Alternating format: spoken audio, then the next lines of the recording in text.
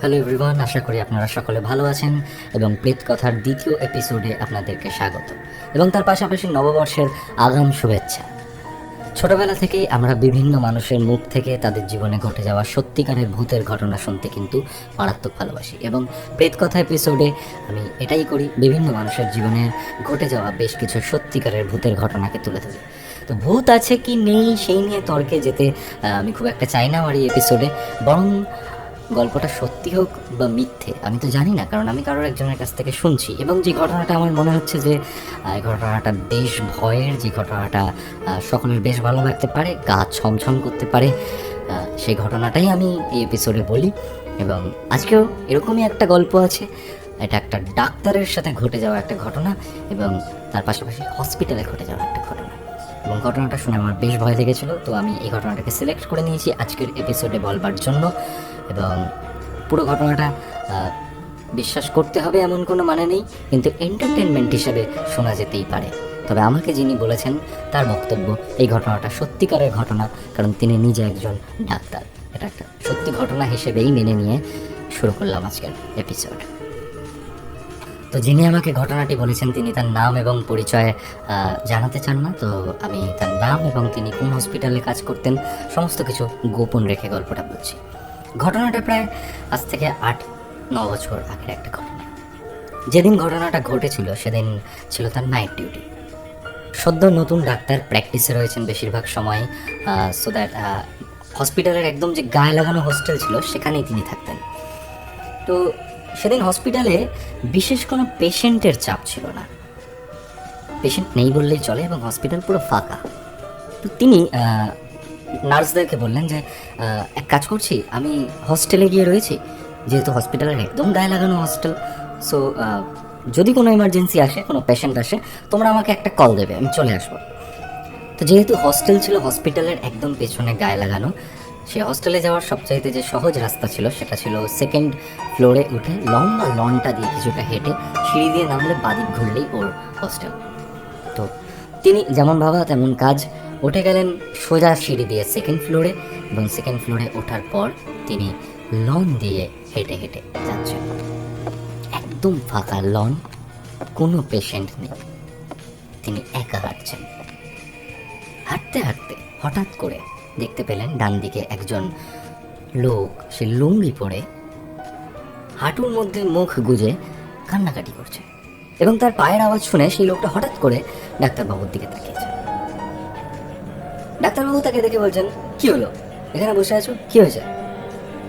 তো লোকটা উত্তরে ডাক্তারবাবুকে বললেন যে, ডাক্তারবাবু, আমার একজন পেশেন্টকে বাঁচাতে হবে, আমি অনেকক্ষণ আগে এনেছি, হসপিটাল থেকে বলেছে কোনো ডাক্তার নেই, আপনি প্লিজ বাঁচান।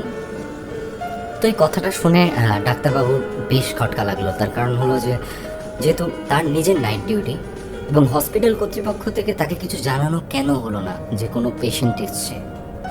তো তিনি বললেন, চলো তো দেখি কোথায়। সেই লোকটা বলছে, আমাকে ফলো করুন বলে সেই লোকটা লন দিয়ে আরো সোজা হাঁটতে থাকলেন, ডাক্তার তার পেছন পেছন হাঁটছে। কিছুটা হাঁটার পর ডান দিকে আইসিইউ এর একটা কেবিনের দরজা খুলে দিয়ে তিনি বললেন যে, ডাক্তারবাবু ভেতরে ঢুকে যান। তো ডাক্তারবাবু ভেতরে ঢুকলেন, ঢুকে দেখলেন কেবিনের মধ্যে বেডে একটা বডি শুয়ে আছে এবং তার মাথা থেকে পা পর্যন্ত সাদা চাদর ঢাকা, এবং পেশেন্টের পাশে একজন বোরখা পরা মহিলা বসে আছেন এবং নিচে দুটো বাচ্চা খেলছে। তো ডাক্তারবাবু বলছেন, আপনারা কি করছেন এরকম ভেতরে, এবং পেশেন্টের কি হয়েছে দেখি, শুনুন। তখন মহিলা কাঁদতে কাঁদতে ডাক্তারকে বললেন যে, ডাক্তারবাবু, এই পেশেন্ট 2 ঘন্টা আগে মারা গেছে এবং এখন অবজারভেশনে রয়েছে, আর কিছুক্ষণ বাদে হসপিটাল থেকে ছাড়া হবে। ডাক্তারবাবু পেশেন্টের মুখ থেকে চাদর ওঠালেন এবং উঠিয়ে তিনি যা দেখতে পেলেন তাহলে তার পায়ের নিচ থেকে মাটি সরে গেল। যেই লোকটা এতক্ষণ তাকে বাইরে লনে ফলো করাতে করাতে নিয়ে আসলো এই রুমটা অবধি, এটা তো সেই লোকটাই। তিনি কিছুক্ষণের জন্য বাকরুদ্ধ হয়ে গেলেন, তিনি কিছু বলতে পারলেন না এবং তিনি সেখানে কিচ্ছু না বলে ওই দরজা দিয়ে তৎক্ষণাৎ বেরিয়ে গিয়ে তিনি সোজা লন ধরে হাঁটতে থাকলেন। ঘটনাটা এতক্ষণ এতক্ষণ অবধি যা ছিল এটা ছিল খুবই সাধারণ, কারণ ঘটনাটা এখানে শেষ না, বরং ঘটনাটা শুরু এখান থেকে। সেই রাতে ডাক্তারের আর ঘুম আসলো না। তিনি কারোর সাথে কোনো কথা বললেন না। নিজের বাড়িতে গিয়ে অনেকক্ষণ চুপচাপ বসে রইলেন, সিগারেটের পর সিগারেট খেলেন। এটা তার সাথে কি হলো? এ কেমন ঘটনা? যাই হোক, দেখতে দেখতে আরো কয়েকটা দিন পেরিয়ে গেল এবং ডাক্তার কিন্তু সেই ঘটনা তখন প্রায় ভুলে গেছেন এবং এই ঘটনাটাকে তিনি অত প্রাধান্য আর দেননি পরবর্তীকালে গিয়ে।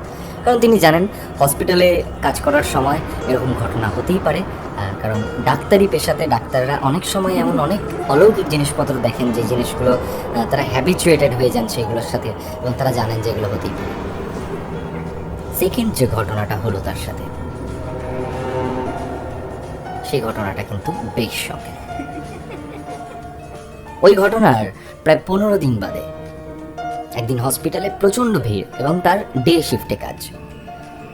আউটডোরে এত ভিড় যে যেই লনটা পার হতে মানে কয়েক মিনিট লাগে, সেই লনটা পার হতে সেদিন তাদের প্রায় 5 থেকে 10 মিনিট লেগে যাচ্ছিল, এত লোকের সমাগম। তো ডাক্তার সেই ভিড় ঠেলে সবাইকে সরিয়ে হাঁটতে হাঁটতে হঠাৎ করে ভিড়ের মধ্যে থেকে একটা লোক তার সামনে এসে তাকে বলল, ডাক্তারবাবু, সেদিন যে বললাম আপনাকে হেল্প করতে, করলেন না তো, আজ একটু হেল্প করুন। তো ডাক্তার কথাটা শুনে হকচকে লোকটার মুখের দিকে যখন তাকালো, তখন সেখানে ফ্রিজ হয়ে গেছে। এটা তো সেই লোকটা যে সেদিন ওকে আইসিইউ পর্যন্ত নিয়ে গেল এবং রুমের ভেতর চাদর সরানোর পর তো এই লোকটারই মুখ দেখেছিল। ডাক্তারবাবু সেখান থেকে কিচ্ছু না বলে ভিড়ের মধ্যে কোন রকমের লোকজনকে এদিক ওদিক সাইড করে তিনি দৌড়ে চলে গেলেন ক্যান্টিনে। অনেকক্ষণ চুপচাপ একা বসে তিনি বেশ কয়েক কাপ চা খেলেন এবং তিনি মনে মনে ভাবলেন যে কি হচ্ছে এগুলো আমার সাথে। তিনি ঠিক করলেন যে তিনি সেদিন আর হস্টেলে যাবেন না, কারণ হস্টেলে গিয়ে তিনি সেদিন আর একা থাকতে পারবেন না, কারণ তিনি বুঝতে পারছেন এবার ধীরে ধীরে তার মানসিক ভারসাম্য হারিয়ে যাচ্ছে। তিনি ভয় পেতে শুরু করেছেন। তো তিনি ঠিক করলেন বেশ কিছু দূরে তার বন্ধুদের একটা মেস আছে, সেই রাতটা তিনি বন্ধুদের মেসে গিয়েই থাকবেন এবং সেখানে তার যে অন্যান্য বন্ধুরা আছে তারাও ডাক্তার। তিনি হসপিটাল থেকে বেরিয়ে গেলেন, বেরিয়ে গিয়ে একটা রিক্সা ধরলেন এবং রিক্সায় উঠে আকাশ পাতাল ভাবতে তিনি মেসের দিকে যাচ্ছেন এবং যেতে হঠাৎ করে রিক্সাওয়ালাকে দেখে তার মনে হলো যেন লোকটাকে খুব চেনা লাগছে। তখন শীতকাল, রিক্সাওয়ালা গায়ে শাল মুড়িয়ে রেখেছে। রিক্সা থেকে নেমে ডাক্তারবাবু রিক্সাওয়ালাকে একটা 20 টাকার নোট দিল এবং সেই মুহূর্তে রিক্সাওয়ালা তার শালটা সরিয়ে ডাক্তারবাবুকে বললেন, ডাক্তারবাবু, এবার আপনাকে হেল্পটা করতেই হবে। 2 বার ফিরিয়ে দিয়েছেন। এই কথাটা শোনা মাত্র এবং রিক্সাওয়ালার মুখের দিকে তাকানো মাত্র ডাক্তারবাবু সেখানে ফ্রিজ হয়ে গেছে। এটা তো সেই লোকটাই যার সাথে বারবার তার দেখা হচ্ছে। কি হচ্ছে তার সাথে তিনি কিছুই বুঝতে পারছেন না। তিনি কি মানসিকভাবে ভারসাম্যহীন হয়ে যাচ্ছেন? এই বলতে রিক্সাওয়ালা তার হাতে একটা 10 টাকার নোট গুজিয়ে দিয়ে রিক্সাটা নিয়ে চলে গেল। ডাক্তারবাবু পাগলের মতো ছুটতে এলেন তার বন্ধুর মেসে দেখলেন যে একজনই বন্ধু রয়েছেন এবং বাকিরা তখন ডিউটিতে। তো তিনি এসে সঙ্গে সঙ্গে তার বন্ধুকে বললেন, 1 কাপ চা বানাতো কড়া করে। এবং তিনি বসে অনেকক্ষণ ভাবতে সে 10 টাকার নোট যেটা রিক্সাওয়ালা ওকে দিয়েছিল সেটা খুললো এবং খুলে দেখলো সে নোটটার মধ্যে একটা ঠিকানা লেখা, একটা গ্রামের ঠিকানা। এবং ডাক্তারবাবু সেই মুহূর্তে দাঁড়িয়ে বুঝতে পারলো যে এই লোকটা যে বারবার ওর সাথে কন্ট্যাক্ট করার চেষ্টা করছে, ওর ক্ষতি করতে চায় না, বরং একে কিছু মেসেজ দিতে চায়। তো ডাক্তারবাবু ওর বন্ধুকে ওই ঠিকানাটা জিজ্ঞাসা করলো যে এই গ্রামটা কোথায় বলতো। বন্ধু বললো যে এটা খুব বেশি দূর নয়, 20-30 মিনিটের দূরের একটা গ্রাম আর কি। তো ডাক্তারবাবু পরদিন সকালবেলা ঘুম থেকে উঠে চলে গেলেন সেই গ্রামে ওই ঠিকানাতে এবং গিয়ে ওই ঠিকানাতে গিয়ে তিনি দেখলেন, সেখানে গিয়ে দেখলেন যে সেই বোরখা পরা ওই যে মহিলার সাথে তার হসপিটালে দেখা হয়েছিল, ওই মহিলা এবং তার 2টো বাচ্চা, একদম ছোট্ট বাচ্চা, তারা খেলছে মাটির মধ্যে। তিনি মহিলা তাকে দেখা মাত্র তাকে বললো যে আরে ডাক্তারবাবু আপনি? যে হ্যাঁ। যে বসুন বসুন। তো ডাক্তারবাবু বললো যে না না ঠিক আছে, আপনারা এমনি সব ঠিকঠাক আছেন তো? এবং যিনি সেদিন মারা গেছিলেন তিনি আপনার কে হন? তো এই প্রশ্নের উত্তরে মহিলা ডাক্তারবাবুকে বললেন যে তিনি আমার হাজবেন্ড ছিলেন। তো ডাক্তারবাবু বললেন হয়েছিলটা কি ওনার? তো মহিলা উত্তরে বলল যে আসলে এমনি প্রচুর মদ খেতেন লোকটা, তার উপর হঠাৎ করে একদিন হার্ট অ্যাটাক হয়ে যায় এবং হসপিটালে নিয়ে যাওয়ার পর বেশ কিছুক্ষণ চেষ্টা করার পর ডাক্তাররা জানিয়ে দিয়েছিল যে আর সম্ভব হলো না এবং তিনি মারা গেছিলেন। তো ডাক্তারবাবু এরপর মহিলাকে জিজ্ঞাসা করলেন যে আপনার স্বামী কী করতেন? তো মহিলা বললো যে আমার স্বামী তো এমনি রিক্সা চালাতেন। কেন বলুন তো? ডাক্তার বললেন না কিছু না। তো মহিলা তারপর ডাক্তারবাবুকে নিজের দুঃখের ঘটনা বললেন যে এরকম স্বামী ছেড়ে চলে গেছে এবং তার যে এত দারিদ্র, এই অবস্থায় তিনি তার বাচ্চাদেরকে কি খাওয়াবেন, কিভাবে এরপরের দিনগুলো কাটাবেন তিনি কিছুতেই বুঝে উঠতে পারছেন না এবং তিনি কিংকর্তব্য বিমূঢ় হয়ে গেছেন আর কি। তো সেই জায়গায় ডাক্তারবাবু বললেন যে ঠিক আছে আমি দেখছি, আমি পরে আবার একদিন আসবো বলে ডাক্তারবাবু চলে আসলেন। এবার ডাক্তারবাবু বুঝলেন যে বারবার কেন লোকটা ওর সাথে দেখা করতে চাইছিল এবং বারবার কিসের হেল্প আসলে সেই লোকটা চাইছিল। তারপর থেকে আজ অবধি ডাক্তারবাবু প্রত্যেক মাসে তাদেরকে 5,000 টাকা করে পাঠান সেই পরিবারটাকে।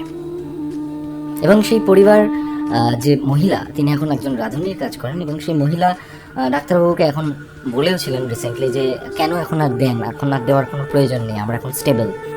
ডাক্তারবাবু তাও ওদেরকে 5,000 টাকা আজও দেন। এবং ডাক্তারবাবু আমার নিজে বলেছেন যে এই যে 5,000 টাকাটা না, এই 5,000 টাকাটা ওনার প্রত্যেক মাসে কোথাও থেকে যেন না এক্সট্রা আমদানি হয়ে যায়। এই টাকাটা ওনার নিজের পকেট থেকে যায় না, কোথাও থেকে একটা এক্সট্রা যেন চলে আসে। এবং তিনি এই কথাটা কারোর সাথে শেয়ার করেন না সাধারণত, এবং তিনি সেই পরিবারকেও এই কথাটা কিন্তু জানাননি। এই যে ঘটনাটা কতটা সত্যি কতটা মিথ্যে সেটা আমি জানি না আপনারা কতটা কি বিচার করবেন, তবে আমার ঘটনাটা কিন্তু দারুণ লেগেছে এবং আমি ঘটনাটার মধ্যে একটা দারুণ মানবিক জায়গা পেয়েছি যে আসলে এই যে অনুভূতি, ফিলিংস, অ্যাট্রাকশন, এই জিনিসগুলো কিন্তু বেঁচে থাকে। একজন মানুষ মারা যাওয়ার পরেও তার মধ্যে সেই অ্যাট্রাকশনটা কাজ করে যে আমি আমার 2 সন্তানকে কি খাওয়াবো। একজন বাবা তার ছোট্ট সন্তানের জন্য যে কিছু একটা করতে হবে সেই ভাবনায় তিনি কিন্তু মৃত্যুর পরেও তার কর্তব্য পালন করেছেন, এরকম একটা বিষয় আর কি। তো গল্পটা খুবই অদ্ভুত এবং গল্পটার এই ভৌতিক জিনিসের পাশাপাশি একটা বেশ সুন্দর ইমোশনও আছে, একজন বাবার তার সন্তানের প্রতি ভালোবাসা। তো যাই হোক, কেমন লাগলো গল্পটা জানান আপনারা, এবং তার পাশাপাশি আপনারাও আমাদেরকে আপনার গল্প পাঠাতে পারেন এবং তার জন্য আমার ইউটিউব চ্যানেলের ডেসক্রিপশনে দিয়ে দেওয়া ইমেল অ্যাড্রেসে আমাকে গল্প পাঠাতে হবে। লিখে পাঠাতে পারেন অথবা অডিও করে পাঠাতে পারেন।